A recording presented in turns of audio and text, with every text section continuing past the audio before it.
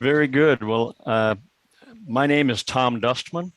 I'm on the board of directors of the National Association of District Export Councils. And, and I also serve as the co-chair of the Education and Outreach Committee for the NADEC. And I wanted to welcome everyone to this webinar with the Oregon DEC and the U.S. Commercial Service. And I wanted to just say that I've met Richard in Washington, D.C. at our annual conference, and I know that he will represent the Oregon DEC in the finest way possible during this webinar. And I also believe that Kelly from the Commercial Service will also be very beneficial to this webinar. I wanted to say thank you to the Oregon DEC for putting on these series of webinars. I think it really helps the exporting community at large, and I would invite all of you to know that the NADEC also has a whole series of webinars that we typically provide on a monthly basis. And I'd invite you to visit our NADEC website, and you'll see all the information about future webinars that are on our schedule for the remainder of this year. So with that, I'll turn it over to Richard and let you folks carry on. Thank you very much. Thank you, Tom. Much appreciated. And I will do my utmost not to disappoint your confidence in me. I'd like to give a warm welcome to everybody on the call on behalf of the Oregon and Southwest Washington DEC. This is the second in our series of lunch and learn events. The title of this one is Getting Goods to Global Markets. I'd like to spend just a real brief moment to introduce you to the work that the DEC, or the District Export Council, does. We're an official US Export Council.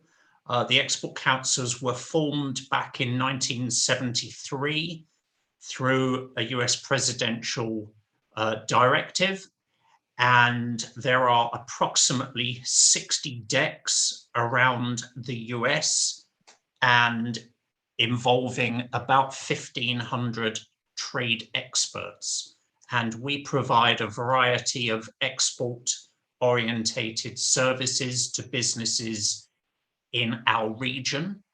We're local business people and government officials appointed by the Secretary of Commerce, and we're a source of professional advice to companies seeking to expand their international sales. We support the fine work that the US Department of Commerce and the US Commercial Services in Portland does. While we're a creation of the US government, and individual DEC members receive governmental appointment by way of the Secretary of Commerce, we do not work for the US government, and we do not represent the US government. We're about 20 members here in Oregon and Southwest Washington, and more information on our services can be found at exportoregon.org. So on that note, I'd like to hand proceedings over briefly to Kelly Holloway, who is at the Oregon US Commercial Services. Thank you, Richard, for the introduction and giving a great overview of what the DEC is and does. And I just want to thank that organization and as well as the National Association of District Export Councils, because we as trade professionals, but representing the government, rely heavily upon the expertise of the members to better support the export community and address every transaction, every situation is different. And whether it's the documentation or the due diligence or the translation or you name it, we couldn't get the job done without the support of the DEC that they do because they care about the international business community and the success of the Oregon economy. So I'm very, very grateful for that. Just a quick overview, the commercial service, our structure, in addition to our office here in Portland, which serves Oregon and Southwest Washington, we sit in U.S. embassies and consulates around the world. So we are the trade promoters and the trade advisors for the Commerce Department. We have feet on the street in more than 100 markets internationally, and really help companies one-on-one in finding partners, in doing that partner due diligence, in trade show promotion, contact lists. There's a whole range, government tender advocacy. There's a whole range of support. So don't hesitate, please, ever to reach out to us, and we'll support you to the best of our ability and lean on the DEC to do so. Thank you to the DEC for bringing your expertise to the call today. And I think Richard's going to moderate and guide the conversation, but I'll continue to be on the line and helping with the chat as topics come up that I think I can add value. Good. Thank you, Kelly. And I just wanted to remind everybody that this is being recorded. So clean jokes only, please. We're going to hand it over to our guest panel momentarily, but I did want to address one housekeeping item. We're very happy to answer any questions, but could I urge you to put them in the Q&A section, which is a button at the bottom of your screens, and then we will go through those questions right at the end. So if you can think of any, we will get to as many as we can. So I'd like to introduce you to Expeditors International, headquartered in Seattle. We have three very esteemed panelists today: Jonathan Berndt, who is the District Manager, Kevin Postlewait, Senior Manager of Import Services, and Justin Miller, Senior Manager of Outbound Transportation or Exporting. So over to you, and thank you very much. Yeah, well, thanks for having us, and thanks to the DEC for letting us share some information with you all today. So we're going to be talking about getting goods to market and what I would consider to be a pretty volatile logistics market these days. But by way of introductions, as Richard said, I'm Jonathan Berndt. I'm the district manager for Expeditors with our office here in Portland, Oregon. We service all of Oregon and Southwest Washington. For those of you who are unfamiliar, perhaps, with Expeditors and what we do, we're a global logistics company. The core services are freight forwarding and customs brokerage. So if you're unfamiliar with freight forwarding, we're essentially travel agents for cargo. So we load commercial goods on passenger aircraft, freighter aircraft, and ocean vessels. And our customs brokerage services are primarily, if you think about what an accountant does to collect taxes, we do to help collect duties for governments around the world as goods are imported. So that's a little bit of who we are at our core. But today we're going to be talking about the logistics market and giving our viewpoint from what we're seeing with global trade. So we're going to talk a lot about supply and demand. Just as way of clarification, when we talk about supply, we're talking about primarily capacity, what space is available on boats, planes, trucks, and trains. And then also from a demand side, we're going to be talking about demand in terms of demand for shipments themselves. So just some clarification there.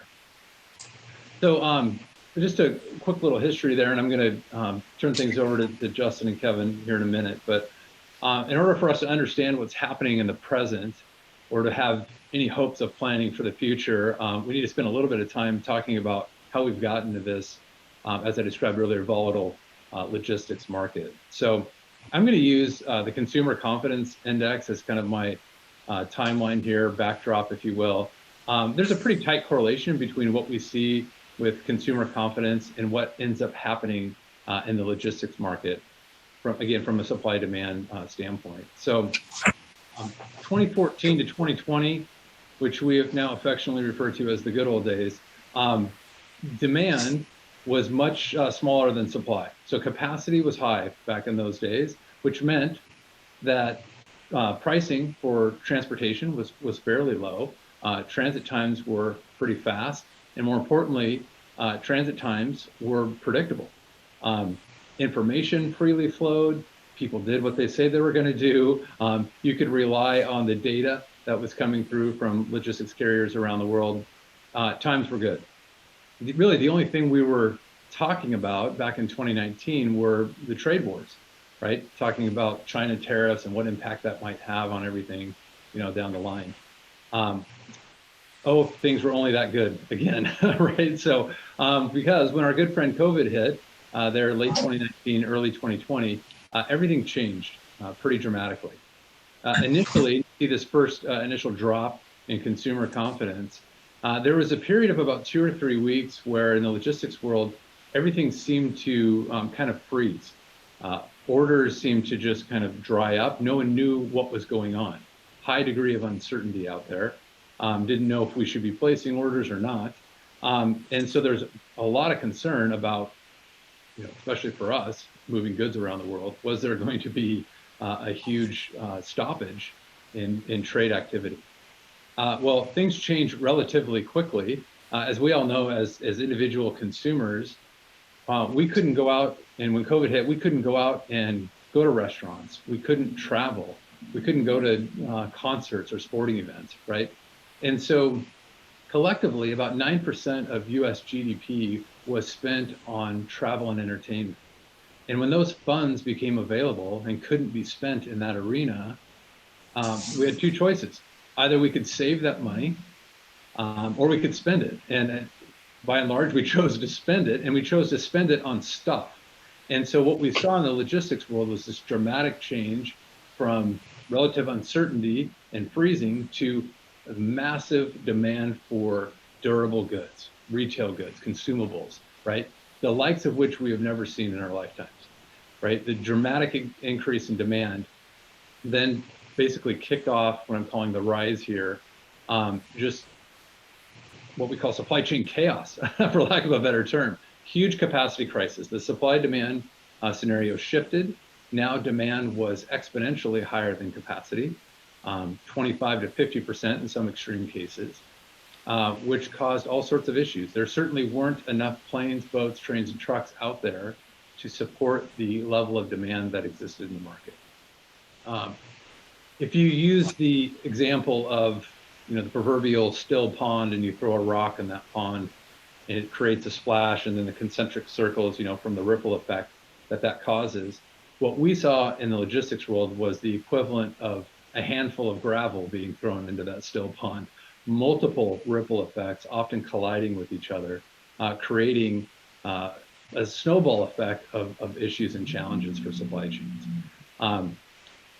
Couple that with labor shortages, congestion at the ports. We've all seen stories about all the container ships sitting outside the port of Los Angeles, as an example. But that resulted also in dramatic cost increases, up to 10x, depending on the lane, of what we saw in 2019. Transit times then increased and became extremely volatile, very difficult to plan around transit times. So this is very much what we're seeing in the market today, and we'll talk a little bit about what extent and what particular disruptors are out there. But more recently, last 7-8 weeks, what we've seen again is what I'm calling the second fall in consumer confidence, and we have seen demand dramatically reduce for goods and transport over the last several weeks.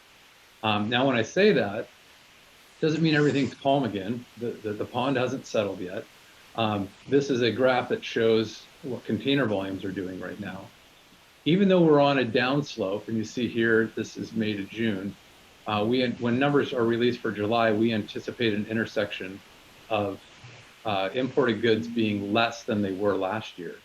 But even so, we're still considerably higher than where we were in 2019 for traded goods demand, for shipping demand. So we're not out of the woods yet. There's a lot going on, but we are in a very unique state of flux right now. We're changing from super high demand to a dramatic shift in demand again, and that's going to create a whole another set of ripple effects. But before I get too carried away talking about that, I'm going to turn this over to Kevin and Justin, and we're going to talk about, they're going to talk about carrier capacity. Then we're going to talk a little bit more about those disruptors that exist in the market today. And then, hey, what should we be planning as we look at the second half of this year? So Kevin, I'll go ahead and kick this over to you now. I'll let you introduce yourself, but talk about ocean capacity. I'm Kevin Postlewait, Senior Import Services Manager here in Portland. I'm going to be speaking to the ocean side, and I know this is more of an export audience out there. But I will be speaking to the ocean side. Justin's going to speak more to the air side. And unfortunately, a lot of what happens on the inbound side has tended to muck up some of the export opportunities out of the U.S. too. So they do relate. And as Jonathan said, we've seen just complete chaos the last few years as far as reliability and demand being way more. What we are starting to see right now is the demand decreasing a little bit, which is also then increasing capacity. And as you look at this slide right here, you'll see that the month-to-month capacity for containers is increasing throughout the globe right now.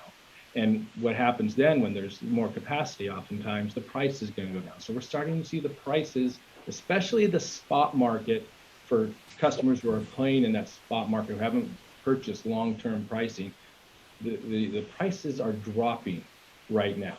Now, are they dropping to where they were pre-COVID? Nowhere close. Do we think they're going to get down to that level?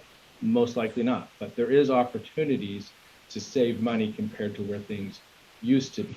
Now, the difficult part here is, I think when we hear capacities coming into the market, we start thinking, great, prices are coming down. I'm going to be able to count on a reliable transit time right now. That, unfortunately, is still an obstacle for all of us in this industry because of the blank sailings. And what's happened with the blank sailings is where carriers are simply not running a vessel, say, from Shanghai into Seattle, Tacoma. So previously, we would have issues with capacity where a vessel would show up in Shanghai and there'd be many, many containers. They could only load a portion of those containers and the vessel would leave. Now what's happening is you can get a booking for that space, but there's been a lot of cancellations in the sailing. So although you have space on the vessel is not showing up in Shanghai to take that freight to Seattle. So that's causing some transit times to still not be reliable. The other thing that we've seen also is as carriers have adjusted to congestion that was in, say, LA, and concerns about potential issues with a port strike with the longshoremen's union contract up right now, there was a lot of moves to move carriers to the east coast of the United States. And so what we're starting to see, where we used to see a lot of the backup down out of LA, we're starting to see a lot of that backup on the East Coast now, as people predicted that there'd be more problems on the West Coast at this point. So unfortunately, that is still causing a lot of instability in being able to plan around how things move. The other thing too is these planned blank sailings, sometimes we know about them 2 or 3 weeks in advance. Sometimes it can be the week of where a cancellation will happen, and then you're left scampering where you thought your freight was going to get on something and be able to move out. So I think that's yeah, that's good. I'm just going to add, yeah, I mean, the cancellations, why that's significant, I think many people on this call probably experience this, is if you have a loaded container and you've arranged to have that container delivered to the port for loading, and all of a sudden that sailing is no longer available to you, that creates an instant problem. Or do you receive the goods back? Do you put the goods into storage and then start paying until the next available vessel is there? So that's one of the ripple effects that we talked about that's still happening in the market with canceled sailings. The other thing I would add too, just for some context on what global capacity is doing on the ocean carrier side, at the peak of the demand that I was describing earlier, about 98.5% to 99% of all of available container carrying vessels were in use. right? So maximum capacity. With demand falling, we have seen that capacity be pulled back, as Kevin had mentioned, a little bit. So right now it's about globally about 96.5%. So we've seen about a 2% drop in capacity as demand has started to come down a little bit. So it'll be interesting to see how that demand supply relationship is managed going forward. All right, Justin, over to you for air. Thanks, Jonathan. So I'm Justin Miller. I'm the senior outbound manager here at Expeditors. So I'm excited to talk to a whole bunch of folks in the export community. You're my people. We'll talk a little bit about global air capacity here. Probably when we start talking about, we look at the market over the last couple of years, and the biggest difference between a pre-COVID market and the market that we're in right now is the dramatic shift from passenger aircraft belly space to the market being much more driven by freighter space. And the reason for that is that, as we all know, prior to COVID, there was a lot of business travel and a lot of pleasure travel. And that drove a lot of international wide-body passenger flights. A lot of that service is not returned. As you can see in the second bullet point here, passenger belly space remains 32% down. That is a huge drop. And there was a lot of cargo moving on the belly of those passenger planes that is now moving in the freighter fleets. You note that the freighter space is up 18%.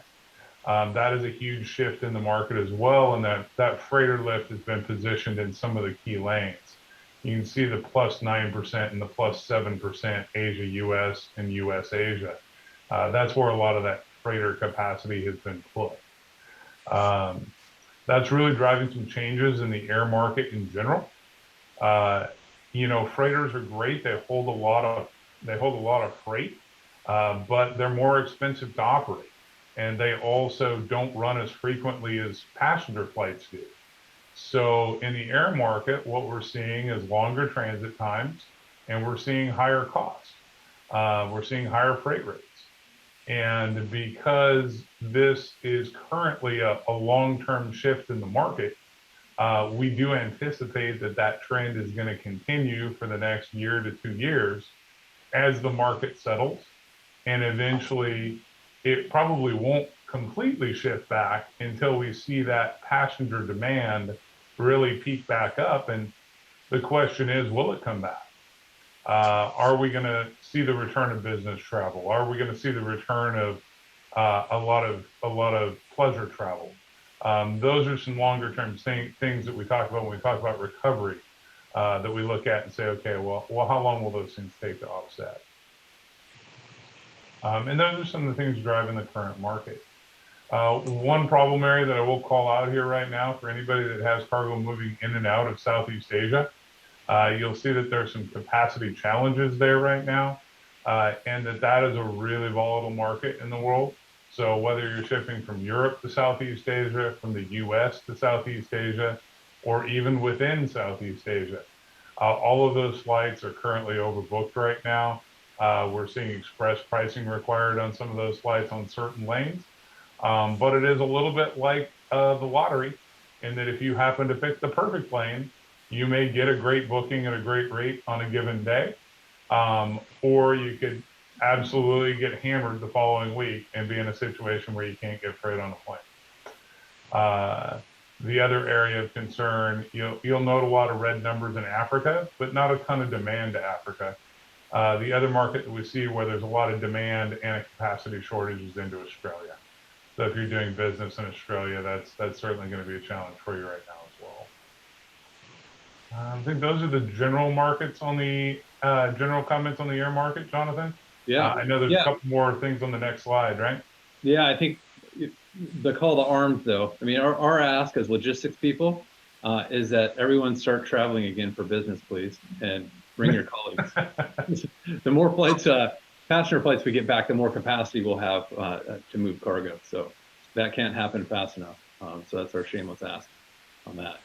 But yeah, let's talk a little bit about the disruptors that are going on in the market, the ripple effects, if you will, and things that need to be considered when you're managing your supply chain, again, from a logistics point of view.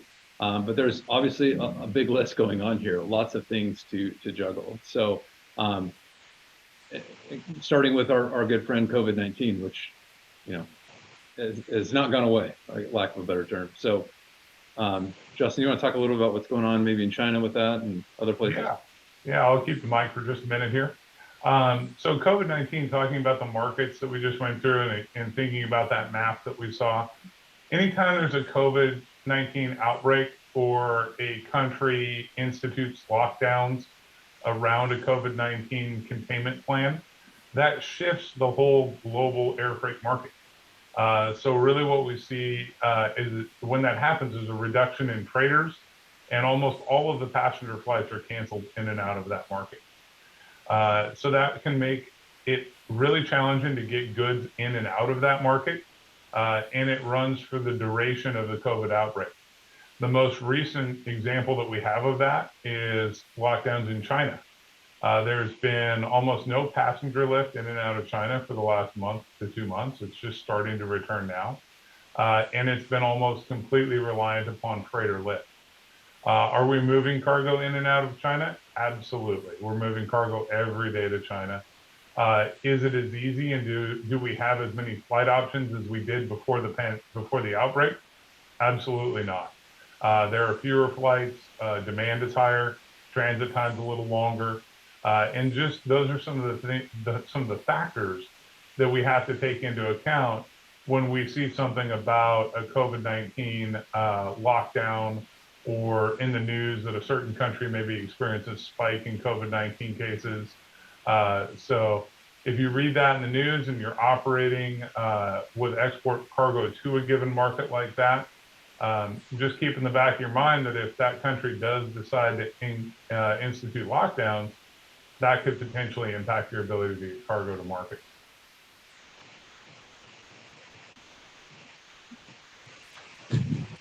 Going over to the next little bullet point here is congestion is still an issue we are battling with. This has actually started happening over in Europe a lot more too, as well as the US. As we mentioned, the East Coast is starting to see more and more ships anchor over there as vessels tried to get around issues that were in existence on the West Coast and potentially perceived issues, which we'll talk a little bit more on the next slide there. LA has seen a decrease in the number of vessels anchored there. Part of that is the vessels going to the East Coast. Part of it is vessels are just taking a little bit longer to get there. They're enjoying the scenery on the way there and taking longer out there on the ocean. And then the port and rail, the inland ports really are struggling right now to get freight moved in there with the rails being backed up. We're also seeing considerable congestion up in Vancouver, Canada right now, which is affecting the whole Northwest market, being able to move things in and around those areas there. The labor market is an interesting one. As we said, the longshoreman contract came up this year and they've been in negotiation. If you follow the history of the various negotiations throughout the years, they could have been pretty benign to how they affected the market to pretty drastic. And going into this one, everyone was very concerned, at least all those of us in the industry were concerned on how this would go, because if it was going to be a difficult one where we already had a very disrupted supply chain, it could be even more exacerbated with that. They're in a media blackout right now, so we're not getting a lot of information, but what we are hearing is that the negotiations seem to be going well on both sides, which is great for us. But we're also seeing labor has a stronger hand probably than they've had in a long time, not only here in the US, but in other markets.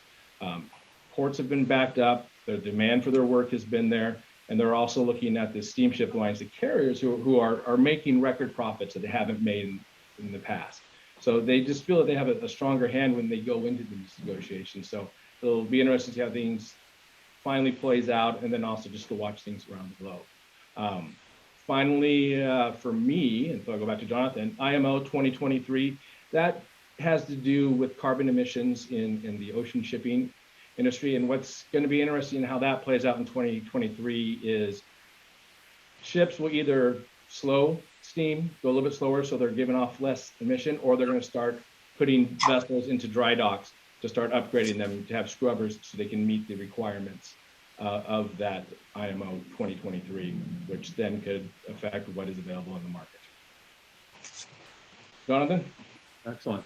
So, yeah, just on the geopolitical tension, I mean, obviously we know there's a war in Ukraine going on, and that's, it has a small ripple effect, right, to transportation at large, right? But I think the thing to be aware of is that, you know, depending on who you talk to, might not be the only market where we experience like activities, right? And at least, if not that, proxy wars and such going on, as well as trade wars that we experienced back in 2019, as I mentioned before. There's all sorts of trade agreements being worked out between various nations at this time right now. And that could either be good news or not. So we'll just have to kind of keep an eye on what happens there. Obviously, the UK is very active in signing free trade agreements right now. So lots of places around the world that are changing the landscape of trade, right? I do want to touch on inflation too, because especially as it relates to labor, because I think a lot of us tend to think of inflation as a U.S. problem, but it's not. Obviously, it's a global problem. And right now, like in the UK, as an example, we're seeing strikes at the ports because the dock workers are demanding higher wages due to, I think they're up to about 12% or more inflation in the UK right now. So we anticipate that continuing throughout the world at various times and places as people try to get caught up to the new cost of goods. Another interesting thing about this, I'm going to attempt to toggle back and forth here about inflation, and this is information from the IMF. They released an outlook back in April, which is pretty interesting when you look at inflation around the world. Obviously, we know in the United States that it's going up at a record pace, highest in 40 years. But when you look around the world, what's interesting, at least to me, is you're seeing maybe for the first time in a long time, a shift where China's inflation could be less than the US's inflation, which has interesting concept when you think about US exports. I mean, does this increase China's buying power of US goods, right, and other countries' goods as well? So it'll be interesting to watch how that develops throughout the rest of the year. But yeah, inflation is definitely a factor. You can see here, consumer price index, obviously the cost of goods is increasing. From a logistics standpoint, you know, that to us is like, okay, is that going to slow down orders in general? Will that slow down shipments in general? And then, of course, what effect would that have on inflation in general when the cost of shipping would probably come down? So we are seeing, and I'll use an import example on this, but in US imports, we are seeing costs come down for ocean transportation. They have probably in the last month or so come down about 40% on the spot market, which is pretty significant until you remember that we're still 450% of what we were in 2019, right? So they are coming down pretty rapidly, but they went up so dramatically that they're still high for those of us who are used to 2019 and prior numbers. So quite a story with inflation. Legislation-wise, I think, Kevin, were you going to talk about ORSA? I can do that. So one of the things that really happened during those first couple rises with increased rates for the ocean freight coming into the U.S. and the high demand was the ocean carriers were making a lot of money on those containers coming into the U.S. And they got to a point where they decided, or it was the business decision for them, that it made more sense for them to actually take an empty ocean container, ship it back over to China, to fill it back up with goods to come back to the U.S., than have that container sit around in the U.S. waiting for U.S. exports. And you'd hear, stories about carriers that had come into the market and were moving 3,000 containers in and only 15 containers back out. The other stuff was going out empty. This obviously makes it difficult for U.S. exporters, and especially in the ag areas. A lot of the people got together and said, hey, this is not right. We need the support to get the U.S. goods out of there. And that's kind of what OSRA started really focusing on, was how do we make sure that these carriers who are benefiting from bringing goods into the U.S. are also supporting the U.S. exporters to get those goods back out of there and not leaving that merchandise in the U.S. And so as part of this was enacted and signed by our president here recently, one of the big things there is to give the FMC a little bit more authority to promote that U.S. exports and push on that.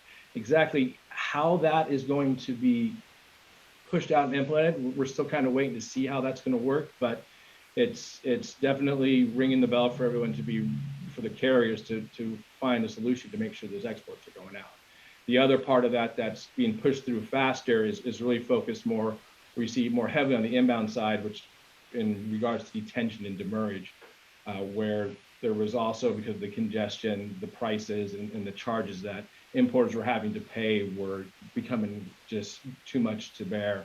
So there's been legislation put into place where now the carriers have to own a little bit more burden of the proof for what those charges are for and the information they have to provide with those invoices. There's 13 additional elements that provide, and that's being pushed through pretty soon, which should help give better visibility and a better way to mitigate some of these charges going forward.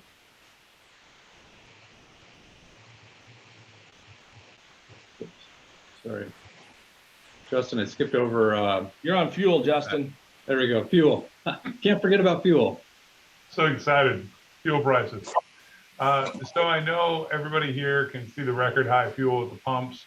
How that impacts our freight community is obviously with higher fuel service charges, both for ocean and bunker fees and air freight and fuel service charges, as well as higher fuel service charge on our local drayage.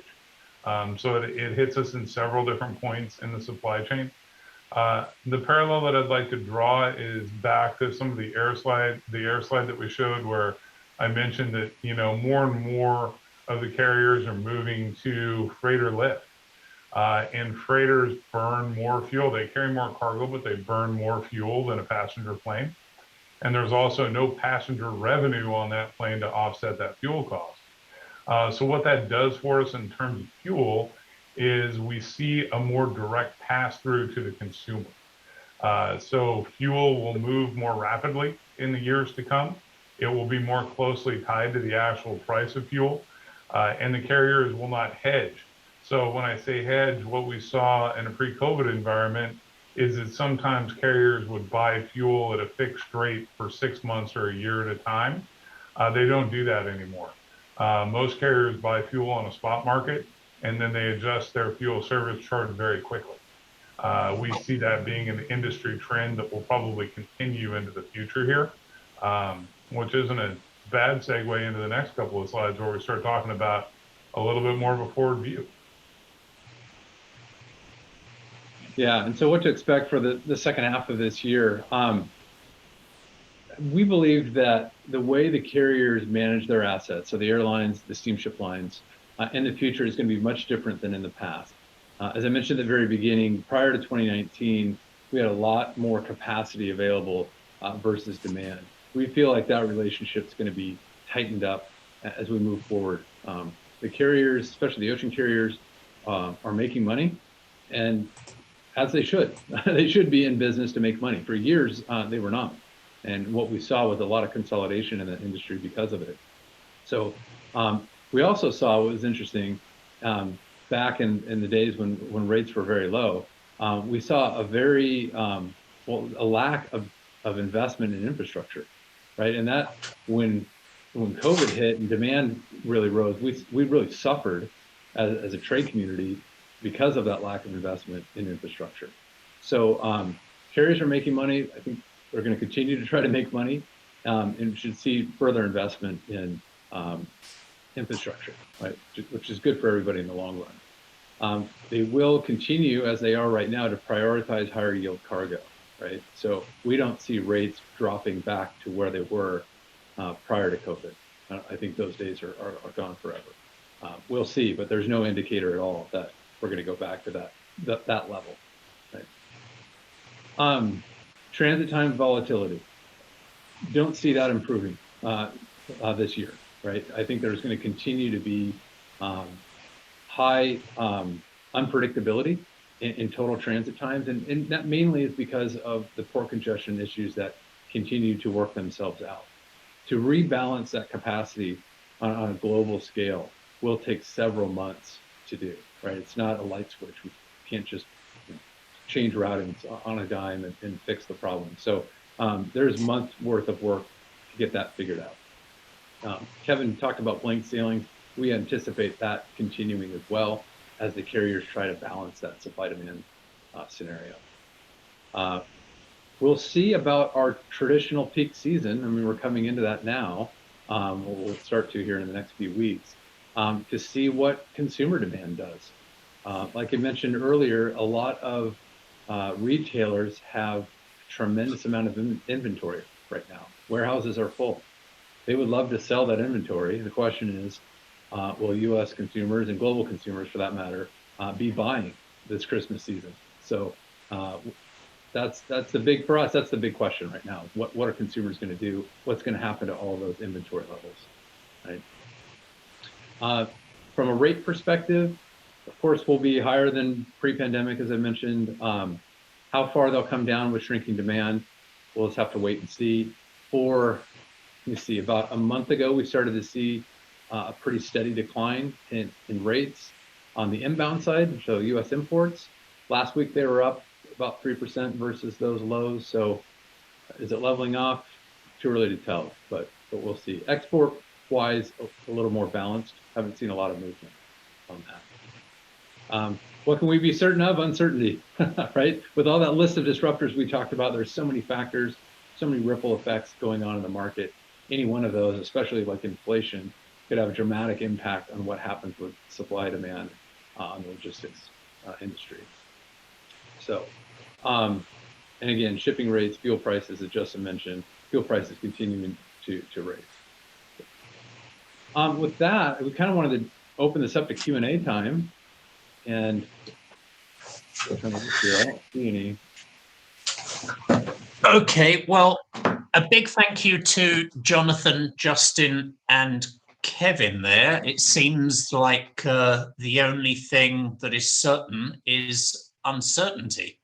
And we do have a number of questions that were posted during registration. And I'm going to go through those in no particular order, and I'm going to pose them to Expeditors in general. So whoever is most appropriate, please step forward and answer it.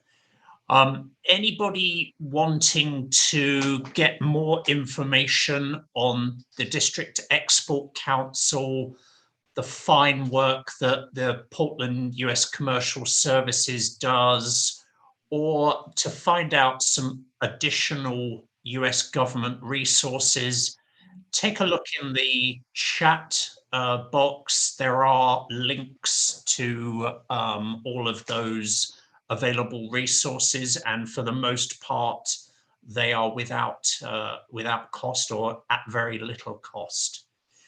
So in terms of the questions, I'm just going to jump in and read those out.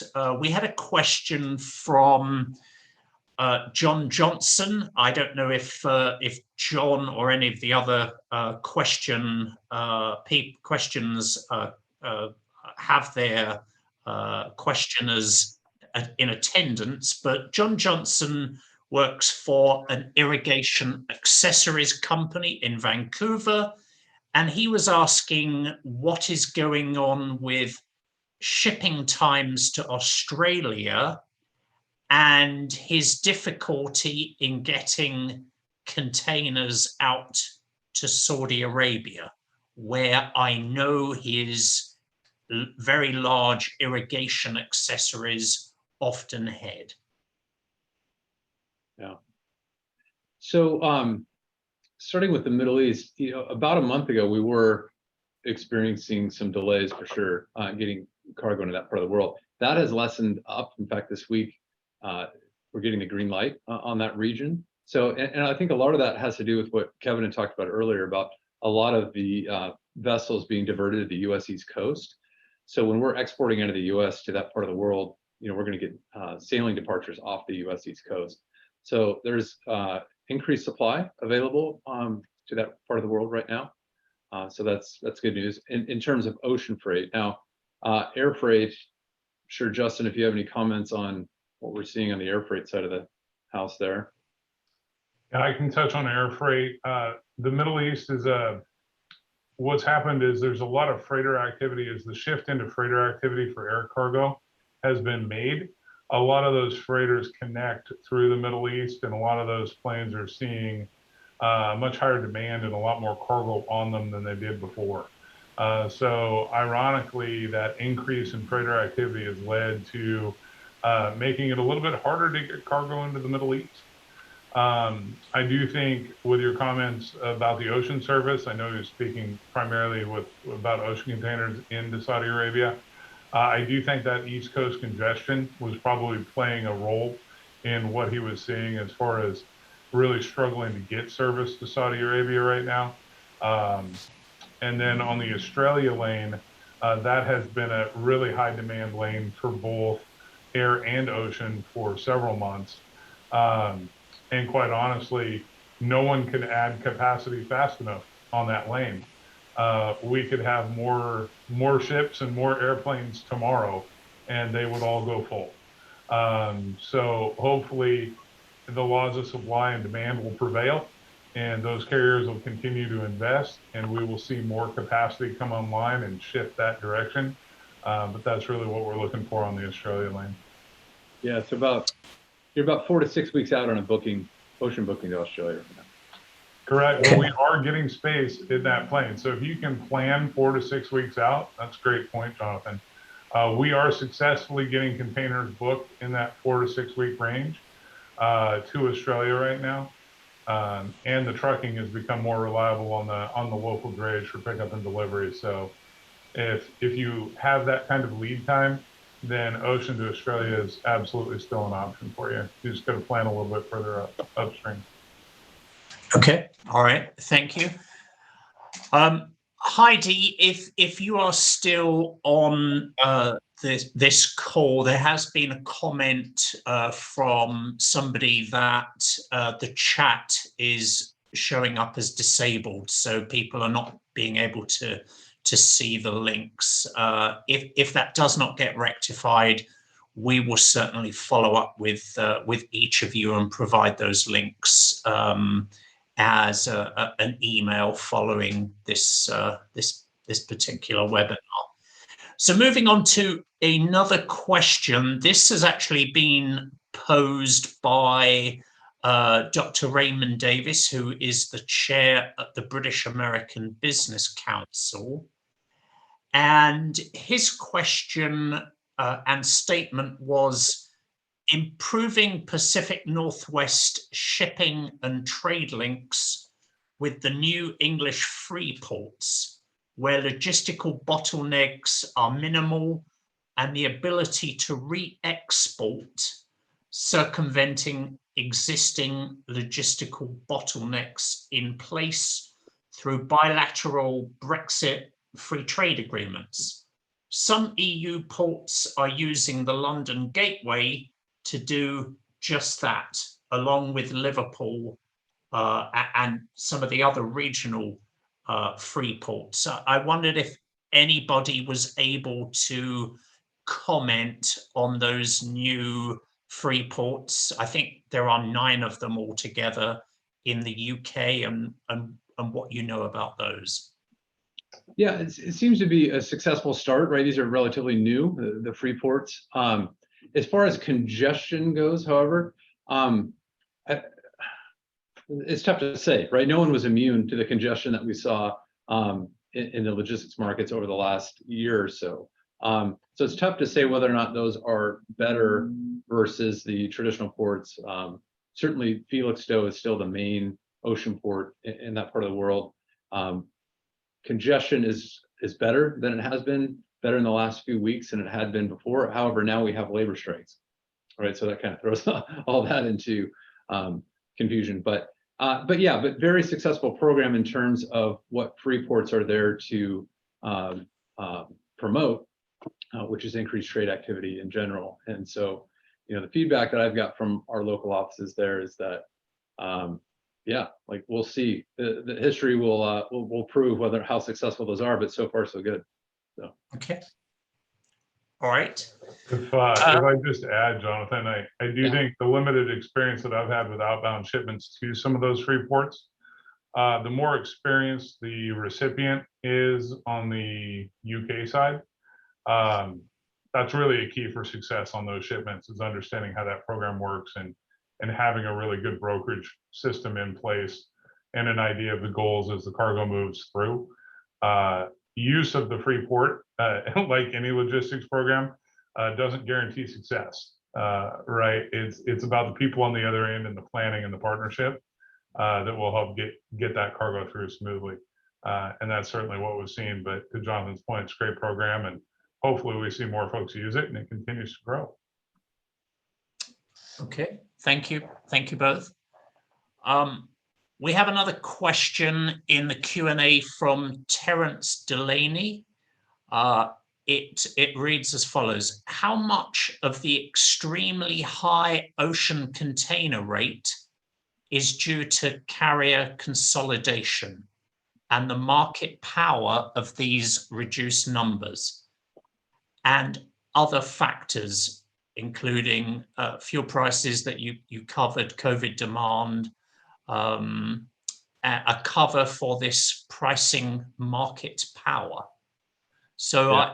I wondered how much you can address this rate or attribute this to carrier consolidation. Yeah, it's a great question. It's interesting, right? Like how much of this rate increase is due to carriers being fewer carriers, fewer alliances, fewer options that are out there versus just pure, market demand.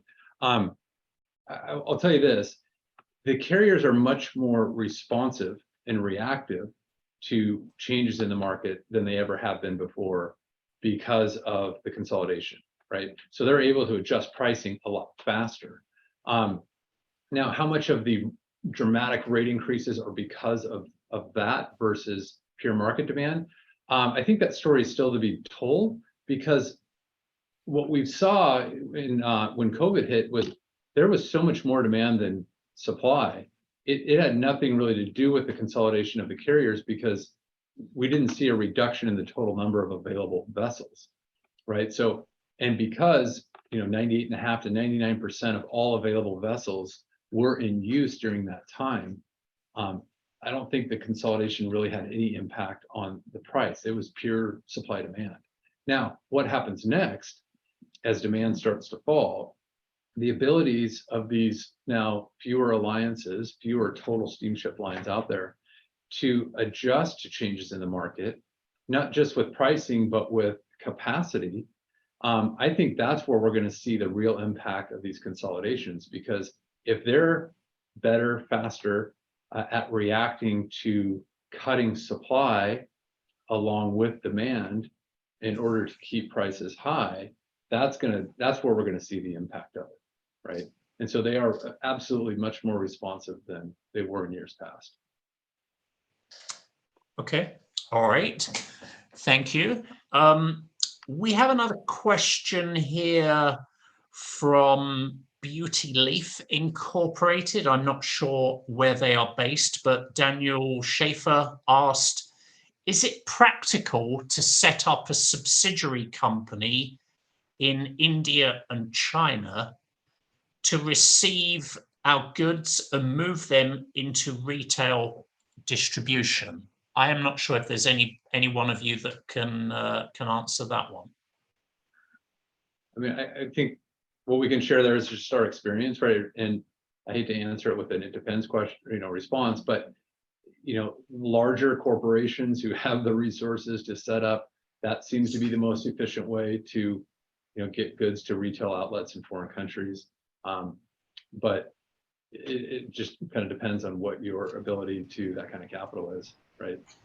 The traditional smaller companies use third parties for such services. Okay. Might I just pop in too on that topic? A lot of companies have looked at that, and so The model that has worked for many is to utilize the free trade zones in China, and there are intermediaries, so you don't have to, as Jonathan just alluded to, spend the capital that's required to set up a formal subsidiary, but piggyback on those houses in those free trade zones that do the labeling, that handle the shipping, and all that. That's a whole industry in and of itself. So there's solutions for small companies that are a better step than jumping right to establishing a subsidiary. Okay, all right, thank you. I am not sure that we have anybody on the call that might be able to jump in. Maybe somebody that is from export financing, but we've had a couple of questions regarding not being able to secure export assistance funding and from the SBA or XM to facilitate growth. And it's been a sort of question along with another one where somebody has said, would you please talk about the impacts, the challenges in freight have had on export financing in terms of timing, overall capital needs, and ease of getting export financing. So I wonder if any of you could enlighten the audience on in this area.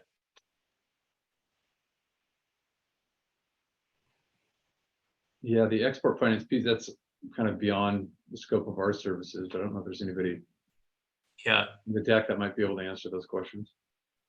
yeah, and I'm looking through the people on the call, and I am not sure, Sherlock and Noah, that anybody can answer those two questions right now, but we will certainly try to delve into getting some answers and connecting you with those right export finance people. So at this point, we've come to the end of the program, the end of the questions. We will certainly follow up and make sure that everybody on the call has access to this recording and a copy of all of the links to the resources. And I'd like to remind you that the Lunch and Learn is a series. We have upcoming sessions in October and December.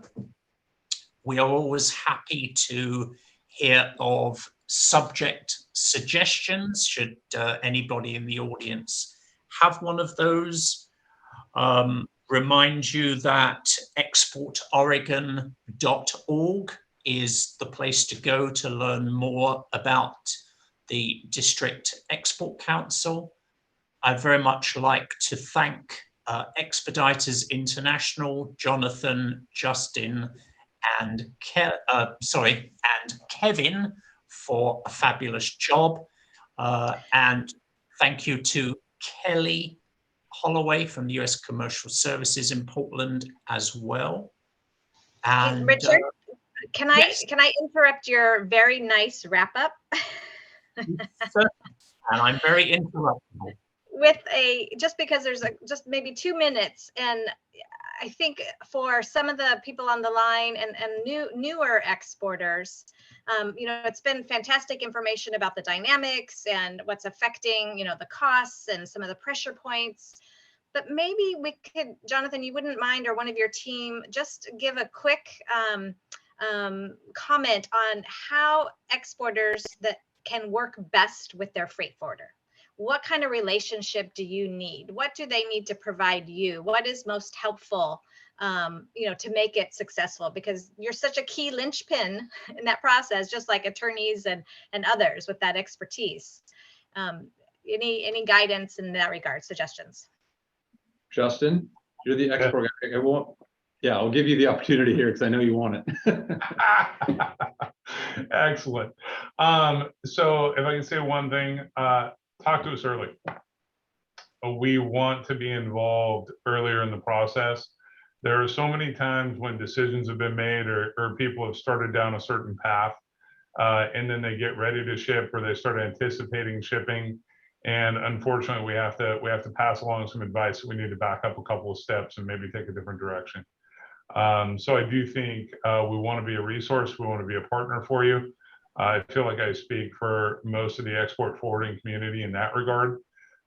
We want to talk to you about your project. We want to understand what your needs are, and then we can give our best advice to help you achieve some of those goals. That would be my number one piece of advice. Thank you. Okay. On that final note, thank you to our panelists. Thank you to other DEC members, the US Commercial Services, and you know where we are. We're all volunteers. We're all ready to help you with your export issues. And I wish you each a pleasant afternoon. Thank you for attending. Thanks, everyone. Thank you to you, Richard, for moderating. Much appreciated. All the best.